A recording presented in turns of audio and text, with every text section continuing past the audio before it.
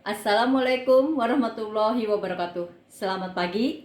Semoga kita sehat selalu dan tetap semangat. Anak-anak yang hebat dan Ibu banggakan, pembelajaran hari ini mari kita awali dengan membaca doa menurut agama dan keyakinan masing-masing. Berdoa mulai. Bismillah. Selesai. Anak-anak, pembelajaran pada hari ini yaitu tema 3 subtema 1 pembelajaran 4, yaitu tentang aneka benda di sekitarku. Nah, perhatikan anak-anak, plastik, masalah dan solusinya. Perhatikan benda-benda yang ada di rumahmu. Sebutkan benda-benda yang terbuat dari plastik. Ternyata sangat banyak alat rumah tangga yang terbuat dari plastik. Mulai dari ember, gayung, sampai sendok sayur. Kantong kemasan dan botol air minum juga terbuat dari plastik, anak-anak.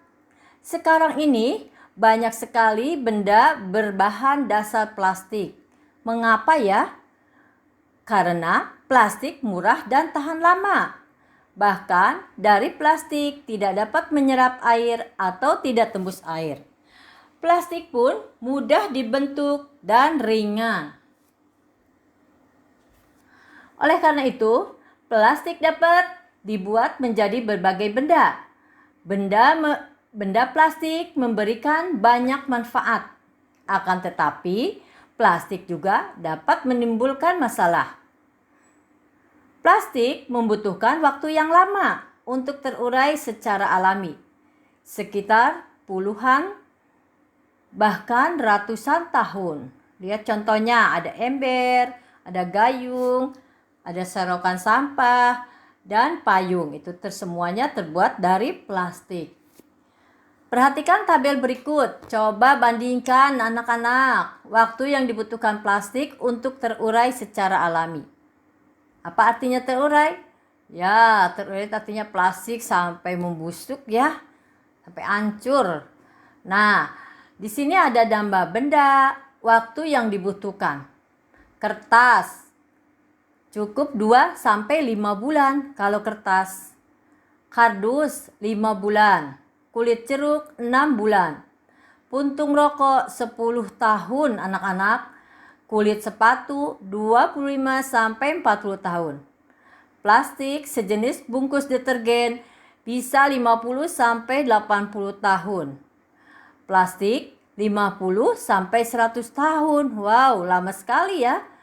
Kaleng soft drink atau aluminium 80-100 tahun. Aluminium 80-100 tahun. Baterai 100 tahun. Kantong plastik tas kresek bisa 10-20 tahun. Styrofoam tidak dapat diuraikan. Jadi, kamu dapat membayangkan apabila membuang kantong plastik sekarang, kantong plastik akan terurai 10-20 tahun yang akan datang. Untuk mengurangi sampah plastik, dapat dilakukan dengan 3 cara. Cara tersebut yaitu 1. Yaitu reduce. Artinya apa reduce? Mengurangi plastik ya anak-anak. Reuse artinya menggunakan kembali. Lalu recycle artinya mendaur ulang. Reduce adalah mengurangi penggunaan plastik. Contohnya, ketika berbelanja, sebaiknya membawa tas belanja sendiri, sehingga tidak perlu menggunakan kantong plastik. Reuse adalah memanfaatkan kembali sampah plastik ya. Misalnya, sampah kemasan botol minuman digunakan untuk membuat pot bunga anak-anak. Recycle adalah daur ulang sampah plastik. Biasanya dilakukan di pabrik. Sampah plastik diolah menjadi barang baru yang dapat dimanfaatkan lagi. Kamu dapat membantu proses daur ulang dengan mengumpulkan dan mengelompokkan sampah plastik anak-anak. Sampah plastik tidak dicampur dengan sampah lainnya. Berikan sampah plastik kepada pemulung atau petugas kebersihan.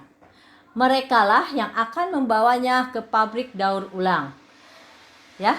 Jadi, gunakan plastik dengan bijak agar bumi selamat. Kita pernah kan di sekolah mengumpulkan plastik untuk didaur ulang?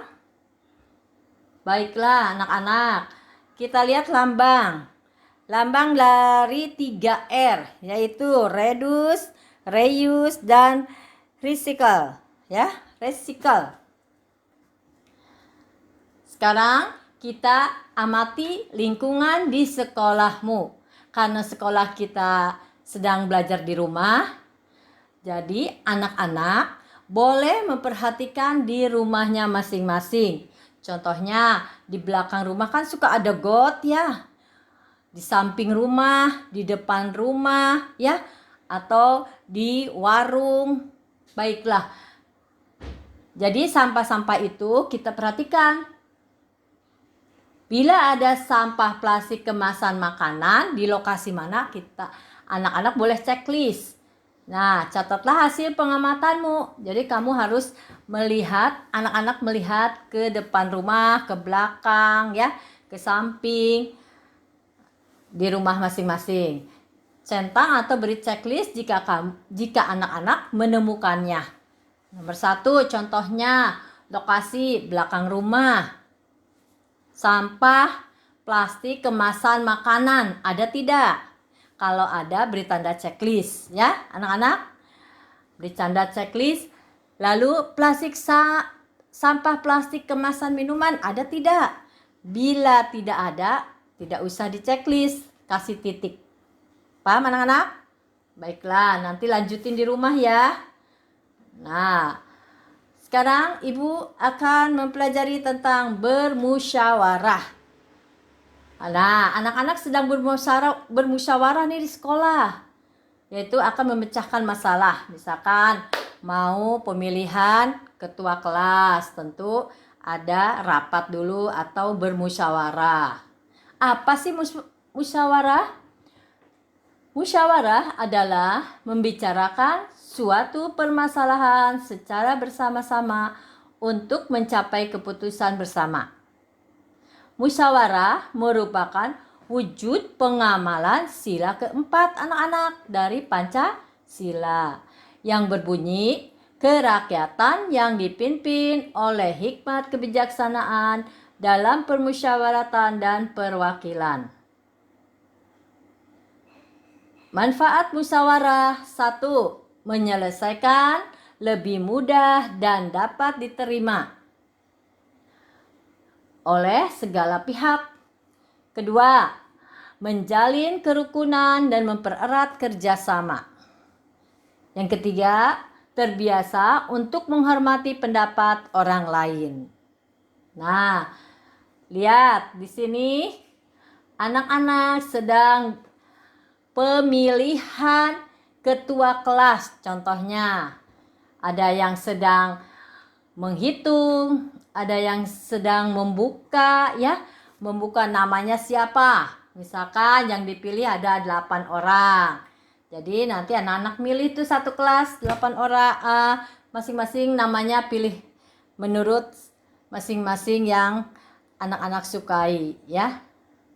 Tentunya sekarang sikap dalam bermusyawarah. Nah, 1, kita harus bekerja sama. 2, saling menghormati. 3, menghargai pendapat orang lain. 4, tidak bersikap seenaknya. 5, tidak bersikap acuh tak acuh atau cuek ya. 6, tidak memaksakan kehendak kepada orang lain. Jangan memaksa ke orang lain, kamu harus maju, nggak boleh ya. 7, menerima keputusan musyawarah, di mana suara terbanyak itu yang dapat. 8, melaksanakan keputusan. Nah, kalau sudah terpilih harus tanggung jawab, harus melaksanakan keputusannya udah ditentukan, misalkan si A yang harus jadi ketua kelas, ya, karena sudah terpilih mana yang terbanyak. Lalu dia melaksanakan keputusan itu. 9. Tidak sombong. Nah, paham anak-anak? Apa yang tadi Ibu terangkan? Baiklah anak-anak, ini ada tugas ya. Tugasnya dari bahasa Indonesia, boleh. 1.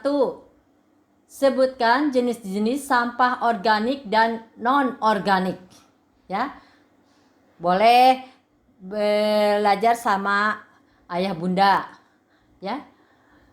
Yang kedua, apa yang dimaksud dengan daur ulang? Yang ketiga, tuliskan jenis-jenis benda plastik yang ada di rumahmu. Ya, yang ada di rumah kalian. Tentu banyak ya. Yang kedua yaitu tugasnya PKN. 1. Jelaskan arti musyawarah. Yang kedua, tuliskan nilai-nilai sila keempat dalam Pancasila. Contohnya apa aja ya? Nilai sikapnya ya yang dari sila keempat. Baiklah anak-anak, cukup sekian dan semoga sehat selalu. Jangan lupa 3M ya, yaitu mencuci tangan, lalu memakai masker, dan harus jarak jauh ya, tidak berdekatan ya. Selalu kita berdoa kepada Allah atau Tuhan yang Maha Esa supaya kita selalu berikan keselamatan dan kesehatan. Ibu akhiri, wabillahi taufiq wal hidayah. Wassalamualaikum warahmatullahi wabarakatuh. Mana Pak?